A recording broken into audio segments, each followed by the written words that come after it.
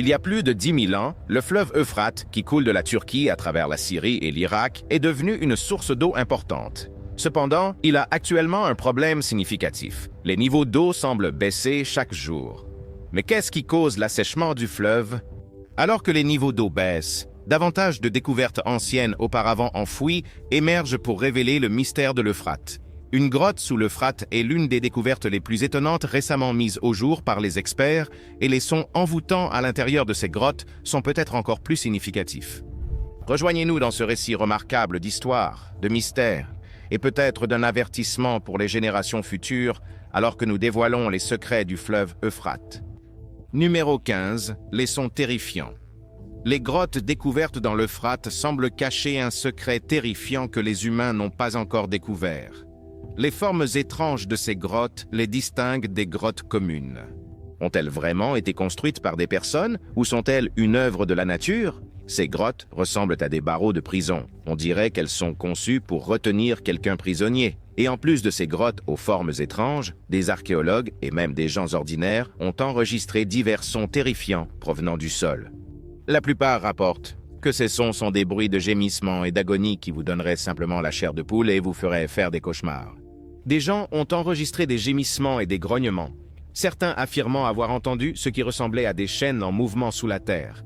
Des organisations religieuses ont justifié cela comme l'accomplissement d'une prophétie biblique, mais une grande préoccupation demeure. Si l'Euphrate est réellement l'accomplissement de la prophétie, cela signifie-t-il que des anges déchus vont bientôt émerger et détruire un tiers de la population mondiale? Ce secret en laisse beaucoup terrifiés. Numéro 14, tombeau du roi Gilgamesh. Un autre secret qui se cache sous les eaux de l'Euphrate nous ramène dans le temps à l'histoire et à la légende du roi Gilgamesh, un souverain de l'ancienne ville d'Uruk. Ce n'est pas une histoire ordinaire. L'épopée de Gilgamesh, un chef-d'œuvre littéraire ancien, a été rédigée il y a environ 2000 ans avant la naissance du Christ. Cette épopée raconte la vie du roi géant, Gilgamesh, qui mesurait apparemment 17 pieds de haut. Imaginez une figure mythique qui pourrait régner sur la terre d'Uruk dans ce qui est aujourd'hui l'Irak. Mais attendez, l'histoire devient encore plus intrigante. En 2003, un groupe d'explorateurs et d'archéologues allemands, dirigé par le téméraire Jörg Fassbender, est tombé sur une tombe ancienne qu'ils croyaient appartenir à des géants qui parcoururent la Terre il y a des siècles. Et devinez ce qu'ils ont trouvé? Les restes de géants massifs ont été envoyés pour datation au carbone et tests. Cela pourrait-il être le lieu de repos du puissant Gilgamesh lui-même? Maintenant, vous vous demandez peut-être, est-ce vrai? Eh bien, l'authenticité des images reste un sujet de débat, mais cela n'a pas empêché la fascination et la controverse entourant cette découverte. L'épopée de Gilgamesh le dépeint comme un demi-dieu, un puissant souverain qui menait des guerres et agissait comme un tyran. Pourtant, le destin réservait une curieuse tournure à Gilgamesh lorsque les dieux entendirent les cris de son peuple et envoyèrent un homme sauvage, Enkidu, pour le défier. Le duel épique entre Gilgamesh et Enkidu dura des jours, laissant une empreinte dans l'histoire. Lorsque la tragédie frappa et qu'Enkidu trouva sa fin, le Gilgamesh en deuil se transforma en philosophe. La mort de son ami l'a poussé à remettre en question le sens même de la vie et la valeur des réalisations humaines. Cet événement déchirant l'a lancé dans une quête épique pour trouver le sens insaisissable de la vie, et peut-être même vaincre la mort elle-même. Pendant de nombreuses années, on a cru que Gilgamesh n'était qu'un simple concept littéraire, un roi ancien, plus fiction que réalité. Mais la découverte de Fassbender a ébranlé les fondations de l'histoire. L'équipe d'explorateurs a découvert une vaste étendue de terres et de propriétés correspondant aux descriptions trouvées dans l'épopée de Gilgamesh. Numéro 13, la prophétie islamique. Beaucoup de gens voient l'assèchement de l'Euphrate comme une preuve que les prophéties étaient correctes. Il est prédit que le fleuve Euphrate s'asséchera un jour. Dans la tradition islamique, l'assèchement de l'Euphrate révélerait des mystères inattendus, comme une montagne d'or cachée sous ses eaux. Cette prophétie est basée sur de nombreux hadiths donnés au prophète Muhammad et transmis à travers les générations dans les enseignements islamiques. L'image d'une montagne d'or émergeant du fleuve est profondément significative, représentant une augmentation sans précédent de la richesse et de l'abondance. C'est une pensée attrayante qui éveille notre intérêt pour découvrir quels secrets se cachent sous la surface du fleuve. Mais avant de nous laisser emporter par la tentation de grandes richesses, examinons les conséquences potentielles et les défis qu'une telle découverte inattendue de vastes richesses pourrait apporter. Les booms économiques liés aux ressources précieuses ont historiquement déclenché des guerres, des disputes de pouvoir et des troubles sociaux. Les conséquences géopolitiques sont tout aussi importantes car la disponibilité soudaine de réserves d'or aussi vastes a le potentiel de déstabiliser les institutions économiques établies et les structures de pouvoir, mettant à rude épreuve les relations internationales et pouvant potentiellement mener à des conflits. Numéro 12. Prophétie de la Bible. En relation avec l'assèchement de l'Euphrate, le christianisme raconte également sa propre version de la prophétie. Pendant les temps de la fin, le livre des révélations de la Bible contient une prophétie importante concernant le fleuve Euphrate. Selon l'Apocalypse chapitre 6 verset 12, le 6e ange versera sa coupe sur le grand fleuve, asséchant ses eaux et ouvrant la voie au roi de l'Orient. Cette prophétie est très similaire aux événements récents, puisque le fleuve Euphrate s'assèche rapidement et de manière sans précédent. Mais il y a plus. Dans l'Apocalypse 9, 13 à 15, un aspect effrayant émerge du lit asséché du fleuve. Il décrit la libération de 4 anges confinés au vaste fleuve Euphrate, qui détruiront un tiers de toute l'humanité pendant les temps de la fin. Selon cela, ces anges déchus étaient auparavant emprisonnés dans des chaînes sous le fleuve Euphrate. Et une fois que le fleuve s'assèche, ils seront libérés dans le monde pour semer le chaos pendant l'Apocalypse. Ces prévisions peuvent sembler comme des annotations religieuses pour les personnes qui ne pratiquent pas la foi chrétienne. Cependant, il est important de noter que certaines personnes ont signalé des événements étranges sur la rive du fleuve Euphrate, générant des débats et des interprétations sur ces textes bibliques. Que vous croyez ou non à ces prophéties, le fleuve Euphrate et les découvertes archéologiques trouvées sous ses eaux renferment une entité mystérieuse, s'entremêlant avec les croyances de millions de personnes à travers le monde. Numéro 11. Les figurines et objets rituels. Les secrets de la grotte, inscriptions, artefacts religieux et constructions cérémonielles révèlent les croyances, mythes et rituels des occupants de Zakiku. Ces découvertes étonnantes ont aidé les chercheurs à comprendre les visions cosmologiques du monde, les divinités adorées et les pratiques spirituelles liées à leurs croyances. Au-delà de son importance pratique, le fleuve Euphrate possédait une grande signification symbolique et religieuse pour les habitants de Zakiku. Les rivières étaient considérées comme des entités sacrées dans les communautés anciennes, représentant la fertilité, les capacités vitales et la signification spirituelle. Les cours d'eau qui nourrissaient la terre et les cultures étaient vus comme des manifestations de force divine et d'énergie cosmique, tissant une tapisserie de liens légendaires et spirituels. En raison de sa proximité avec le fleuve, on a supposé que la grotte jouait un rôle dans les événements religieux et les rituels liés à l'Euphrate. Les grottes étaient considérées comme des portes naturelles vers le domaine divin, remplies d'énergie spirituelle et permettant l'interaction avec des pouvoirs surnaturels et des ancêtres dans les temps anciens. Les équipes d'études cherchaient des preuves d'objets religieux. Des figurines, des artefacts rituels ou des offrandes pourraient tous indiquer l'importance de la grotte dans les cérémonies religieuses. Les inscriptions, symboles et représentations graphiques sur les parois de la grotte détiennent la clé pour déchiffrer les croyances religieuses distinctes, les rites et la mythologie associés au fleuve Euphrate. Peut-être que la grotte servait de site de pèlerinage ou de cérémonie pour ceux qui cherchaient des conseils spirituels, la guérison ou une intervention surnaturelle en raison des capacités du fleuve. Les pratiques cérémonielles, les rituels de purification, les prières et les offrandes ont peut-être eu lieu dans ces chambres. Les échos de la grotte, son obscurité et son acoustique naturelle ajoutent au mystère, augmentant l'expérience rituelle. Les habitants de Zakiku ont peut-être vénéré le fleuve Euphrate de la même manière que les hindous perçoivent le fleuve Ganga comme un fleuve sacré. Numéro 10. L'ancienne ville. Le Euphrate a été découvert contenant des reliques de plusieurs périodes historiques, y compris sumériennes, assyriennes, grecques, byzantines et islamiques. Cependant, une merveille cachée s'est révélée au monde sous le torrent autrefois puissant du fleuve Euphrate. Dans un tournant surprenant des événements, l'Irak a connu sa pire sécheresse depuis des décennies, mettant ses villes dans un besoin urgent d'eau. Pendant la période de sécheresse, cependant, une découverte incroyable a été faite, cachée depuis plus de 3400 ans. Tout a commencé lorsque les autorités du Kurdistan ont décidé de vider une partie du réservoir du barrage de Mossoul pour sauver les cultures du flétrissement. Ils ne savaient pas que cette décision révélerait quelque chose au-delà de leur imagination la plus folle. Les archéologues ont eu un bref aperçu de cette ville submergée lors d'une sécheresse en 2018, mais cette fois, ils étaient déterminés à tirer le meilleur parti de l'opportunité, et ce qu'ils ont découvert était stupéfiant. La ville autrefois submergée est considérée comme un centre majeur de l'Empire Mitanni. L'Empire Mitanni a prospéré entre 1500 et 3500 ans avant la naissance du Christ. Après que la ville se soit révélée, son histoire ne pouvait plus rester un secret. Nous savons maintenant que cette ville rivalisait avec l'Égypte. Finalement, l'Empire Mitanni a été vaincu par les Assyriens et la ville a été plus tard abandonnée. Cette découverte éclaire le monde ancien et ses relations. Alors que le réservoir de Mossoul commençait à se remplir, l'équipe d'études a pris des précautions pour conserver ce chef-d'œuvre historique. Ils ont recouvert l'emplacement de bâches et de graviers, protégeant ces mystères pour les générations futures. Numéro 9. La vérité derrière l'assèchement de l'Euphrate. Le célèbre fleuve Euphrate s'assèche depuis des siècles, illustrant les complexités de la gestion de l'eau et le destin des civilisations dans la région. L'ancienne ville de Babylone, une civilisation puissante, a reconnu le rôle crucial de la régulation du débit d'eau pour sa prospérité et a commencé à utiliser l'Euphrate comme voie navigable. Après le traité de Lausanne, l'allocation et le contrôle de l'eau du fleuve Euphrate sont devenus une préoccupation majeure pour les nations concernées. Un accord a été conclu entre la Turquie et l'Irak en l'année 1946, posant les bases de la régulation du fleuve. Mais comme nous le savons tous, la nature humaine a tendance à nous mener sur des chemins d'intérêt personnel.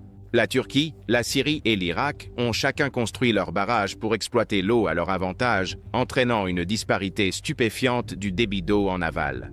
Imaginez l'Euphrate autrefois majestueux, maintenant réduit à de simples vestiges de son ancienne splendeur. Cette réalité affligeante a laissé les régions en aval comme l'Irak asséchées et en difficulté, tandis que les régions en amont se vantent de l'énergie hydroélectrique et de la croissance économique grâce à leurs barrages.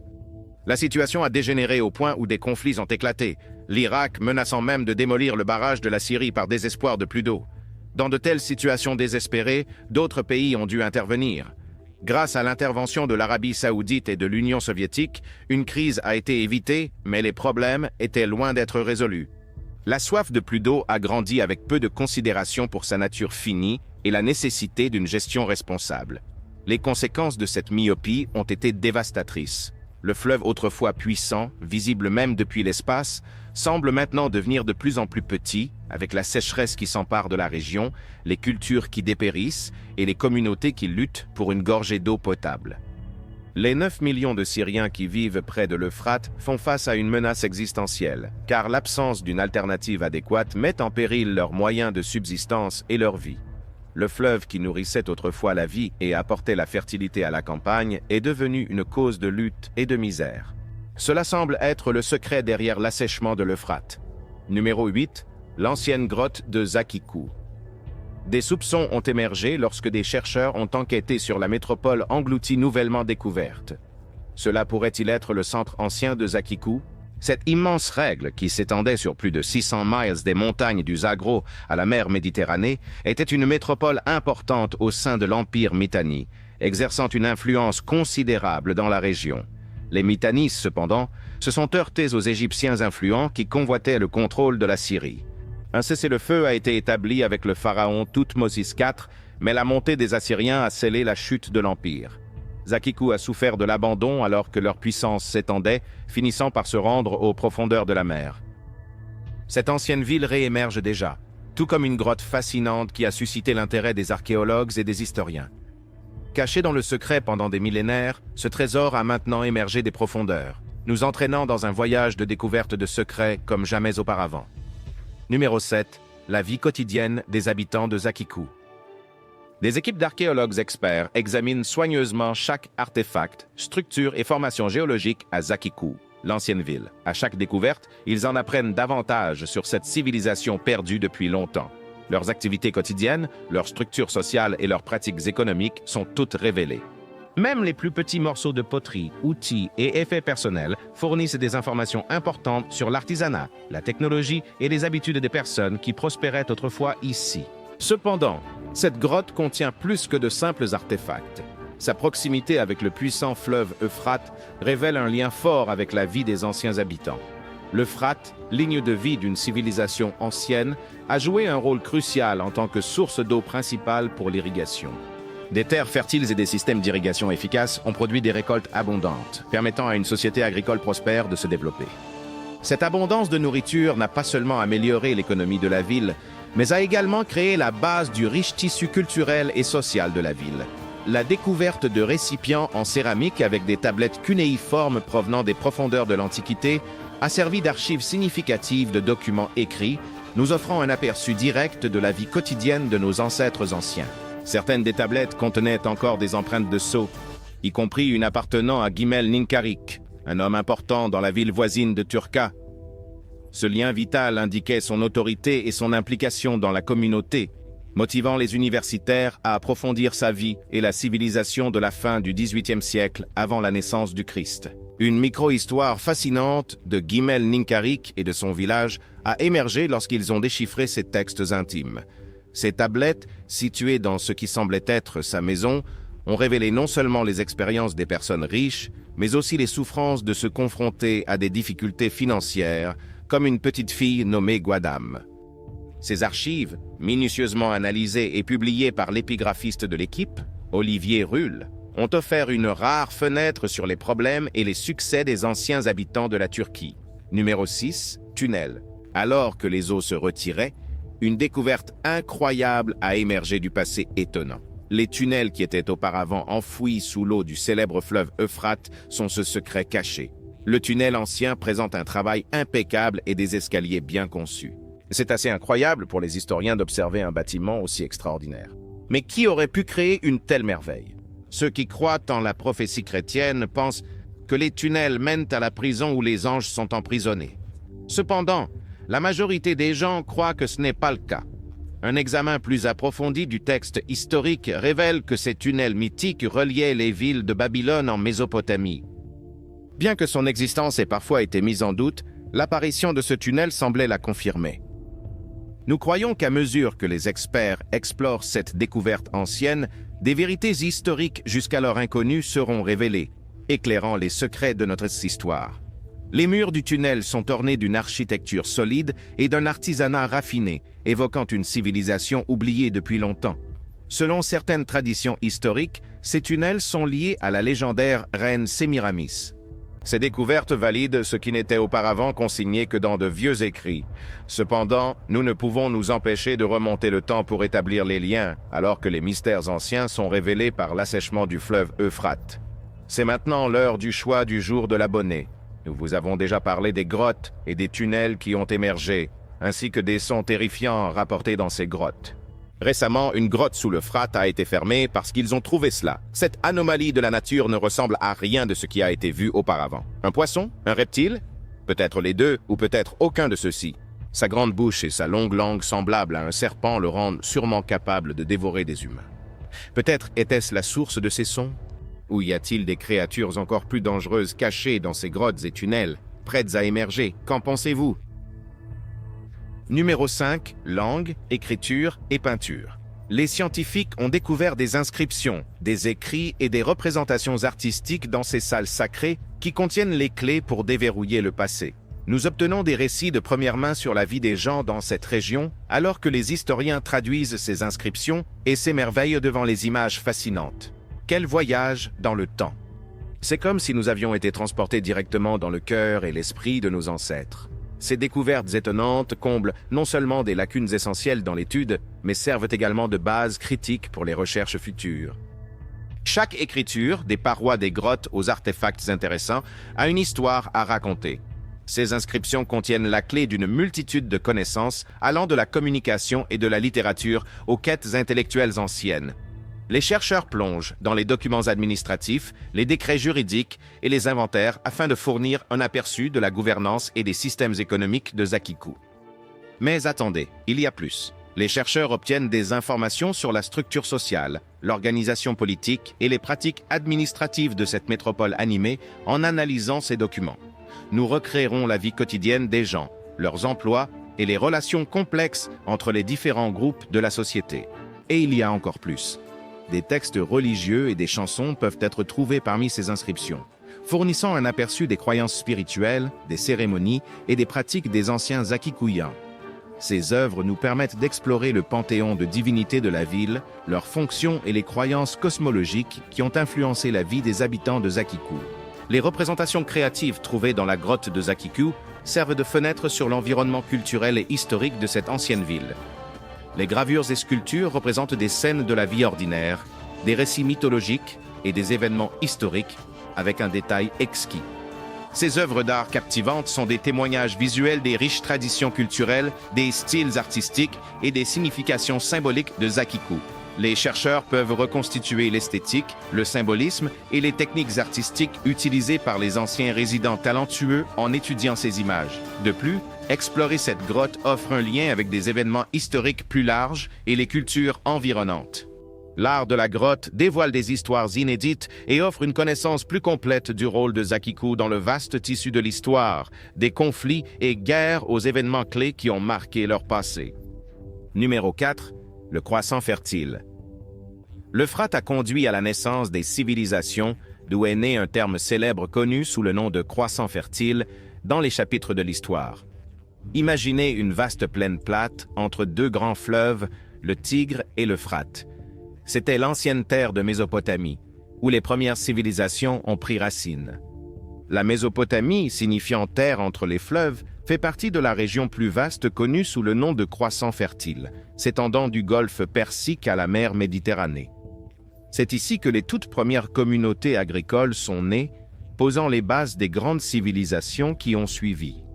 Pour les premiers habitants de la Mésopotamie, cette terre était un véritable cadeau. Les fleuves Tigre et Euphrate transportaient le cadeau d'un sol fertile appelé limon depuis les montagnes environnantes. Chaque année, les rivières inondaient, déposant du limon sur la plaine mésopotamienne. Ce don annuel de terre humide et riche rendait la région excellente pour planter des cultures et établir une société prospère. Cependant, les inondations du fleuve apportaient aussi des défis. De fortes crues emportaient des villages entiers, tandis que le désert au-delà des rivières faisait face à des sécheresses brûlantes, laissant les plantes se flétrir et mourir. Malgré ces difficultés, les ingénieux sumériens qui ont migré en Mésopotamie, il y a des milliers d'années, ont exploité leur détermination et transformé cette terre en terres agricoles productives. Comment? Vous vous demandez peut-être? Eh bien, ils ont développé deux techniques agricoles révolutionnaires. Premièrement, l'irrigation, qui impliquait un réseau de canaux s'étendant sur des kilomètres. Il a été creusé pour acheminer l'eau des rivières vers les champs pendant les longs mois d'été chauds et secs. Cela a permis de cultiver des récoltes loin des rives des rivières. Deuxièmement, les Sumériens ont introduit la charrue, transformant le processus laborieux de plantation des graines en une méthode efficace et productive. À mesure que les techniques agricoles s'amélioraient, un surplus alimentaire est apparu, entraînant une augmentation de la population. Les villages se sont transformés en villes environ 3000 ans avant la naissance du Christ. Les premières villes ont émergé, comme la puissante cité-État d'Uruk, avec une population d'environ 40 000 personnes. Ces cités-États devinrent des centres de commerce, riches en sols fertiles mais dépourvus de bois, de pierres et de métaux. Les commerçants sumériens entreprenants, aidés par des chariots à roues et des navires à voile, entreprirent des voyages vers des terres lointaines, échangeant le surplus de grains et de laine contre des ressources précieuses. Grâce au processus de troc, les cités-États mésopotamiennes ont accru leur richesse et leur pouvoir, devenant le berceau des premières civilisations du monde. L'héritage de la Mésopotamie en tant que mère de toutes les civilisations ne sera jamais oublié. Nous pouvons maintenant relier les points pour compléter l'histoire du croissant fertile uniquement parce que l'assèchement de l'Euphrate a révélé de nombreux indices menant aux Babyloniens. L'Euphrate traversait Babylone car il servait de source de nourriture pour ses cultures et fournissait de l'eau au peuple babylonien.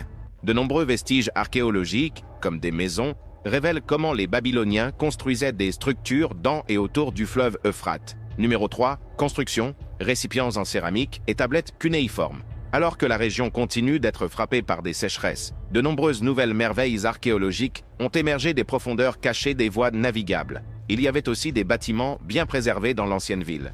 Les historiens ont découvert un complexe industriel parmi ces structures. Des murs massifs et des tours entouraient ce complexe. C'est une découverte véritablement étonnante, car les murs et les tours étaient relativement bien conservés, compte tenu de l'ancienneté des structures et du temps qu'elles avaient passé submergées. Les historiens ont également découvert une structure de stockage à plusieurs étages. La structure massive du magasin semble être très importante pour les gens de cette culture. Il était très probablement utilisé pour stocker des objets de toute la région. La préservation du bâtiment était cependant encore plus étonnante. Les historiens ont été stupéfaits de voir les murs, qui semblent être faits de boue séchée au soleil, et ont plus de 3000 ans. Ils auraient pu être détruits il y a longtemps. Bien qu'il ait été légèrement endommagé par les tremblements de terre de l'an 1350 avant la naissance du Christ, le bâtiment reste solide. Les parties supérieures des murs, cependant, s'érodent partiellement. Il semble que ce soit par ces débris qui aient protégé les parties inférieures des murs de l'eau. Le site de fouilles a révélé des découvertes remarquables. Parmi les trouvailles, la découverte la plus étonnante est celle des 5 récipients en céramique. Ces récipients contenaient également plus d'une centaine de tablettes cunéiformes. Certaines de ces tablettes étaient encore dans leurs enveloppes d'argile. C'est vraiment incroyable de voir de si anciennes tablettes d'argile survivre à l'épreuve du temps de manière si parfaite. Ces tablettes anciennes nous permettent de découvrir les secrets de l'histoire de la ville et la vie quotidienne de ses habitants. Numéro 2, tombe sur le lac. Le barrage de l'Euphrate en Syrie, construit en 1968, a apporté à la fois progrès et pertes, inondant de nombreux sites anciens. Mais le long des rives du puissant fleuve Euphrate, le passé restait caché, préservant des aperçus du monde ancien. La région le long du fleuve Euphrate détient un trésor secret de monastères chrétiens syriaques et d'innombrables cimetières. Alors que le niveau de l'eau baisse et que le lac devient d'une clarté cristalline, les cimetières submergés se révèlent comme des murmures anciens du passé. C'était le site destiné à fasciner les historiens et les archéologues. Sous les eaux de l'Euphrate, il y avait un cimetière caché appartenant aux premières civilisations anciennes. Le district occidental de Rakka, autrefois submergé, offre maintenant un site remarquable à contempler. Ces tombes anciennes renferment des histoires, des souvenirs et peut-être même les secrets des générations passées. Ainsi, les historiens recherchent davantage de vestiges archéologiques autour de ces tombes. Le temps nous révélera sûrement les véritables occupants de ces tombes. Numéro 1. Homo erectus. Le fleuve Euphrate a longtemps été une barrière de division clé entre l'Est et l'Ouest, façonnant le cours de l'histoire avec des guerres, des invasions et la distribution du pouvoir à travers l'Asie et l'Afrique du Nord. Mais ce qui est encore plus intriguant, c'est l'importance du fleuve dans le passé lointain, où des preuves de présence humaine remontent à l'époque des premiers Homo erectus. Imaginez-vous debout sur les rives de l'Euphrate, déterrant des artefacts et des restes de nos ancêtres anciens. Des artefacts en pierre julienne et les restes des premiers Homo erectus ont été découverts, révélant les preuves les plus anciennes de l'existence humaine dans la Turquie moderne. Une découverte remarquable est un fragment de crâne d'Homo erectus, estimé à environ 1 100 000 ans, découvert à Kokabas, en Anatolie occidentale. Cette découverte à elle seule est une fenêtre sur un temps révolu, nous offrant un aperçu de nos premiers ancêtres humains et de leur voyage à travers les âges. Et ce n'est pas tout. Nous plongeons encore plus profondément dans l'histoire en découvrant le site paléolithique le plus ancien avec des outils en pierre à Dogus Önlügü, en Anatolie centrale, datant d'il y a presque 900 000 à 780 000 ans. Le sud-est de la Turquie a également révélé de rares découvertes paléolithiques anciennes dans la région de Birecik, juste le long des rives de la vallée de l'Euphrate. Homo erectus, un humain de stature moyenne, marchait debout, ouvrant la voie à l'évolution de notre espèce. Leur boîte crânienne était basse, leur front fuyant et leur nez large, mâchoires et palais les distinguaient des humains modernes. Ils détenaient la distinction d'être la première espèce humaine à maîtriser le feu, une réalisation révolutionnaire qui s'est produite il y a environ 1 million d'années.